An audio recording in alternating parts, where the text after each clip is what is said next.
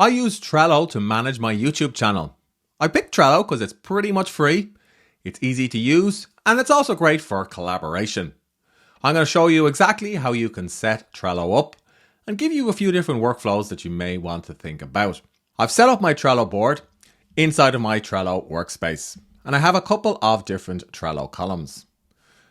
The to-do column comprises videos that I've researched with my keyword tool, and I'll show you that in a moment. So these are videos I'm going to record at some point, but I'm not quite sure when, but I'm certainly going to create these over the next few weeks. So this helps me plan in advance what I'm going to create.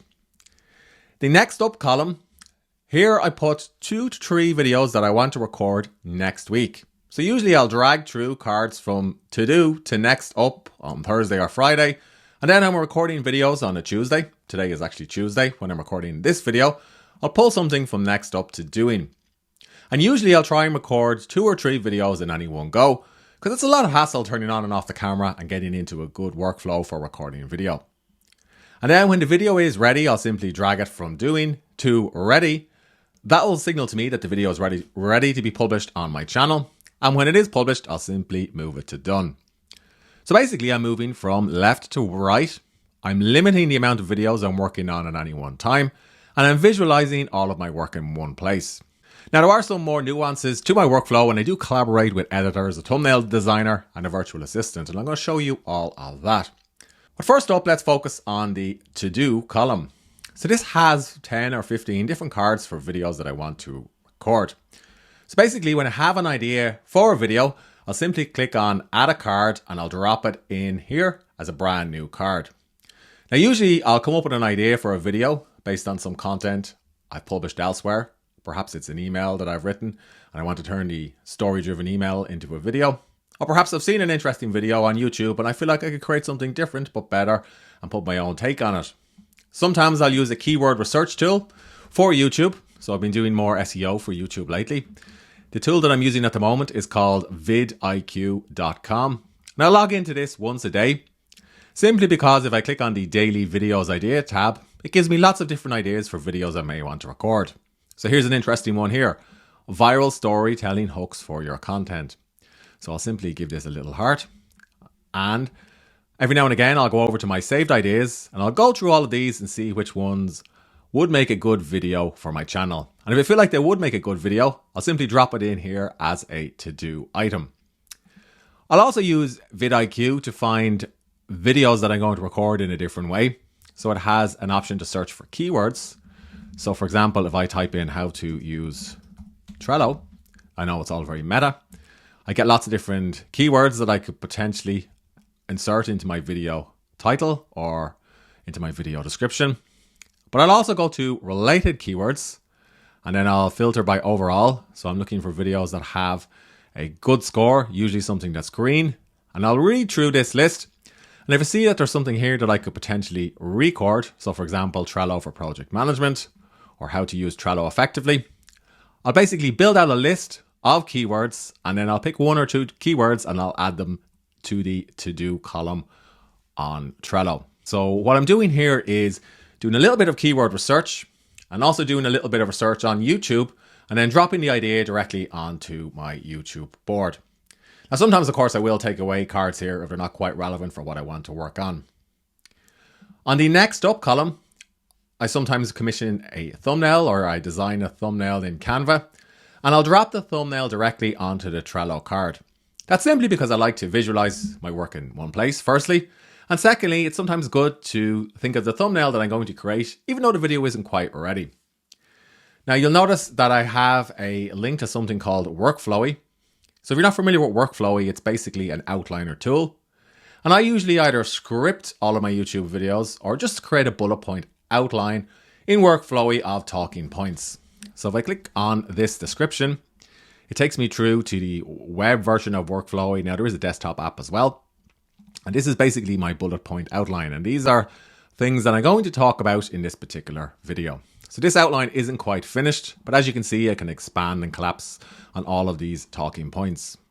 And sometimes when I'm reviewing videos in progress, I'll go into an outline, click on it, and add some additional talking points if I feel it's relevant. So here is actually the desktop version of Workflowy, so you can see how this works in a bit more detail. So I'm going to open up another workflowy outline, the 5 hours of note taking. So this one is pretty much ready. And I can expand or collapse any one of these. And when I want to add this to my YouTube board, I simply click on the 3 ellipses. And then I'm going to look for the share button, click copy link, and go back over to Trello and just simply drop this in here. Now you can follow the exact same process with Google Drive. So you could script your videos in Google Docs, and then you could click on attachments and you could search Google Docs, or you could choose a file from your computer and upload it. But I do find it's quite helpful to have my YouTube script and my thumbnail in one place, and that way I can go back and make changes to a script even if I'm not quite ready to record it. So it's just basically a way of keeping everything organized. So here's one here that I'm going to record about content readability. Basically, I want to record a YouTube video about how to improve your content readability scores with apps like Hemingway and also ChatGPT. So I have no thumbnail and I have no outline, so I need to go and do all of this before I record this particular video. So the to-do column works pretty much the same. I have the thumbnail, sometimes I'll add the outline, and you'll notice I will add dates as well. So sometimes I'll use my Trello board to decide when I want to publish the particular video. You'll notice that I have dates for some of my YouTube videos. So this is a process I follow on some Trello boards. The reason why I add dates is I can enable the calendar power up. So I just simply click on power ups and search for calendar and turn it on.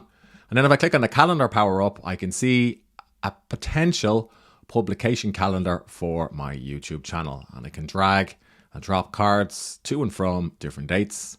And I can actually click on individual entries on the calendar, put in more information, or I can click on a blank date and add a new card. So I find this is really useful for creating a timeline for what I'm working on and when. Now the ready section basically has videos that are ready. So I've actually uploaded all of these to YouTube. These are set as drafts. I just haven't published them yet. And this basically helps me keep myself on track to make sure I have a consistent publication workflow on YouTube. And of course, when something is done, I'll just drag it to done. And then at the end of the week, I'll just archive the card in question. So I'm going to drag this over here. And then I'm going to click archive all cards in this list. Archive cards. And if I make a mistake, I can click on the 3 ellipses here. I can click on activity.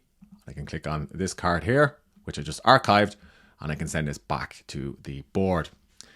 Now, this is a fairly rudimentary YouTube board. It's dependent on me coming up with the ideas, getting the thumbnails, recording the videos, editing them, and then also making sure they're published on my channel. So I do have a couple of other more advanced workflows which I want to share with you. And sometimes I'll use these workflows when I'm collaborating more with team members. Over the years, I've worked with a few different YouTube video editors. Currently, I'm working with one. His name is John, and he's a contractor, and he's only available to edit 2, maybe 3 videos a month for me. So I'll give him the videos that need a lot of editing, the ones that I don't want to edit myself. Usually these are talking head videos where I'm talking directly to the camera and explaining a topic. So a type of essay, if you will, rather than a tutorial or screencast like this one. And that would require a lot of work because there's obviously things that need to be taken out and B-roll that needs to be sourced and so on. So John is quite good at editing these videos, and he has a particular style for the channel which I like. So when I have a video that's ready for John, I'll simply add it as a card and then put in all of the relevant information. So here's one here, the Zettelkasten explained. The Zettelkasten is a type of smart note-taking system, and I have other videos on the channel where I explain it. Anyway, I have the thumbnail, and I have a link to the workflowy outline. And you'll also notice that there is a link to WeTransfer. So WeTransfer is the file management tool that I use to send source files directly to John. Now in this case, the transfer is actually expired, but that's because I added this a few weeks ago. But basically when John clicks on this link, it automatically downloads the Camtasia file to his computer. He edits the file and then sends me back a version that I can review. So here's a video that he's edited that he wants me to check. It's all about how online courses might not be the right business model for you in 2025. So if I click on description, here is the script. And John likes to have the script so he can basically see what I'm talking about in the video. And this gives him ideas for visuals to include in the video and also for B-roll. I have a link to the source file. And then John has tagged me to say the video is ready for review. So if I click on this particular link, I have a version of the video that I can review. I can leave time-stamped comments here once I put in my email. Great intro. And I'll work through the video and I'll leave time-stamped comments for every single section in the video. And then when I'm done, I'll simply go back to the Trello card and I'll type @John. Great video. I left a few edits. And then once John's got that, he'll drag the card back to doing.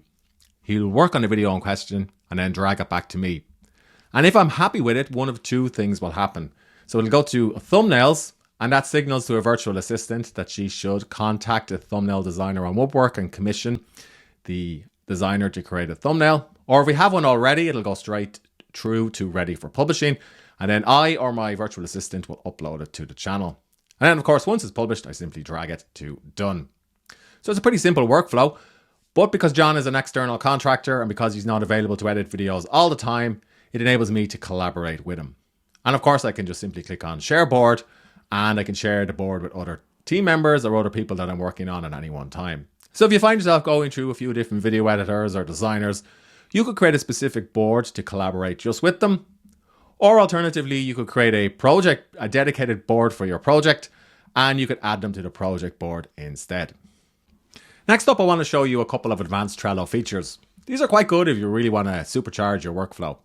So first up are labels. So I'll sometimes use labels for my videos, particularly when I have a lot on. So I just simply open up the Trello card, click on labels, and I can create a new one. Click on the pencil to give it a title and pick a color that's relevant. So right now I have 4 labels. I have essay video, screen share, long, and shorts. So long videos is basically a long video, over 7 minutes long. Shorts are YouTube shorts. And for a while I was publishing a lot of shorts on my channel. I was publishing one every day. I'm not publishing any shorts at the moment. That's why you won't see any on the channel or any on this Trello board. Screen shares are basically screen shares or tutorials like this one. And I'll typically record those in Camtasia. And essay videos are videos where I speak directly to the camera in full screen and I talk about a topic. And perhaps I need B-roll or stock footage to give it a bit of visual pop. And usually I'm explaining a concept or talking about something, or I'm taking an email or an article and turning it into a video for YouTube. So it's basically a video essay. And the video essays tend to go to John, which is why I have this label here. Whereas the screen shares, I usually edit those myself, which is why I use this particular label. If you have a lot of Trello cards on your board, you can actually filter by label as well. Labels get really powerful if you use them for all of your Trello cards. So I've applied the essay label to a couple of different cards on my board. And now if I head over to filter, I can simply click on essay videos and boom, I'll only see the videos that are 2-camera essays. So basically come up with a type of labeling system for your Trello cards, and then you can filter them and turn that filter on and off to quickly see what you're working on or to hide what you're working on. You can also use filters to see cards that are overdue. So perhaps you're waiting on a lot of videos from your editor. So if I click on the overdue tab, I can see that nothing is running behind at the moment. Thank God. And if I click on due in the next day, I can see that one video is due tomorrow. So basically, if you're collaborating with a lot of different people, you can use this particular filter. Earlier on in the video, I explained that I sometimes commission thumbnails in advance. And usually I'll ask a virtual assistant who works with me to commission 4 or 5 different thumbnails for videos which I haven't quite recorded yet. So here is the Trello card in question for this particular project or for this particular request. And as you can see, I've asked Marcia, that's the name of my virtual assistant, to commission 5 different thumbnails for William, who is the thumbnail designer over on Upwork. And you can see here we've gone backwards and forwards about the thumbnails and about payment. And I will provide feedback here on specific thumbnails. And once they're approved, Marcia will just simply tick them off one by one on the checklist. Then she'll download the thumbnail to her computer. She'll head over to YouTube and drag it directly onto the Trello card in question. Now, of course, I could simplify things and have the thumbnail designer, the video editor, Marcia and myself all working directly on this board. However, I found that because I'm working with contractors as well as employees, Sometimes it's easier to limit the amount of people who have access to a specific board. And also this obviously cuts down on costs as well. That said, last year I was working with a video editor pretty much full time, and I did give them access to this Trello board. So the takeaway here is that you can customize Trello to your workflow, and also based on how many videos you're recording and publishing at any one time. One final reason why I like Trello is the notification bell. So when somebody has edited a video, this will flash red, and if I click on it, I'll get a notification from my video editor or thumbnail designer letting me know that there's an update on a specific card. So in other words, I can work on different parts of my business, and then when someone does something, I get notified and the project still moves along. I have 2 additional columns which I haven't covered yet. So someday maybe are videos that I might record at some point, but I'm not quite convinced. So I have a list of additional keywords in this particular Google Doc. And these are videos which aren't quite relevant to my channel, but which I would like to explore. So I don't want to lose track of these keywords. So that's why they're on the someday maybe list. And I also have a column of resources. And this basically links through to B-roll, to stock footage, and also to Canva templates and image guidelines. So as an example, if I click on LinkedIn sales post, this was a resource for a series of LinkedIn videos that I was doing. Do check out my LinkedIn playlist on the channel. And if I click on description, it will give the video editor access to a series of templates and designs that I was using for my LinkedIn channel at one point. So basically, he was going into this Canva template and pulling out some of the images and dropping it into specific videos for as B-roll and stock footage. So if you have editing guidelines or style guidelines, you can drop them in here in the resources column as well. That's an overview of how I'm using Trello to manage my YouTube channel. In short, I'll use vidIQ, YouTube research, and my own note-taking process to come up with ideas for my channel. If I feel like it's a good idea, I add it directly onto the to-do column. When I want to work on it, I'll move it over to Next Up, and usually I'll have 2 to 3 cards on Next Up at any one time. I'll create an outline in Workflowy or Google Docs. I'll commission a thumbnail. I'll drop those links onto the card. And then on Tuesday or Wednesday, I'll drag everything from Next Up into Doing, and I'll record all of those videos in one go. And then, depending on the type of the video and how much free time I have and my own resources, I'll either edit it myself in Camtasia, or I'll send it to a video editor via a separate board. Once I've gone through 1 or 2 rounds of edits, I'll upload the draft to YouTube. So at this point, the card is in ready. I'll schedule it, and once it's published, I'll drag it to done. Then once a week, every Friday, I'll clean up all of my Trello boards, and I'll repeat the entire process. As you can see, Trello is pretty easy to use. It's great for content creators, and it's particularly good for YouTube. If you have questions, let me know in the comment section below the video. And I do have other videos on the channel where I go through my content publishing workflow and tools like Trello in detail, so do check those out.